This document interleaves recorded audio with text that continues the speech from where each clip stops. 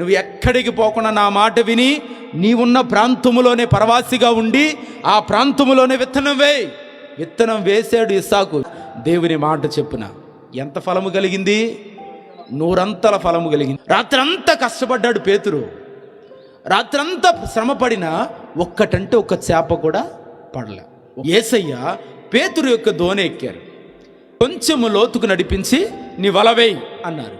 అయ్యా, రాత్రంతా శ్రమపడ్డాను. గత అనేక సంవత్సరాలుగా నేను ఈ మత్స్యకారుడిగానే ఉన్నాను. ఎన్నో అనుభవాలు నాకున్నాయి. అయినా నీ మాట చెప్పున, స్తోత్రం, అయినా నీ మాట చెప్పున ఇదిగో వల వేస్తున్నా. వల పెకిలిపోయిందట. వల పెకిలిపోయింది.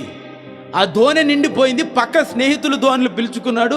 ఆ దోణిలు నిండిపోయింది. వల పెకిలిపోయినంతగా ఆశీర్వాదాన్ని రాత్రి ఒక్క రాత్రి ప్రభు ఇచ్చాడు. స్తోత్రం.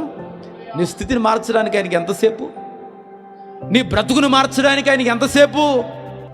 అనేక సంవత్సరాలుగా వస్తున్నటువంటి కరువు కష్టాలని గట్టెక్కించడానికి ఎంతసేపు?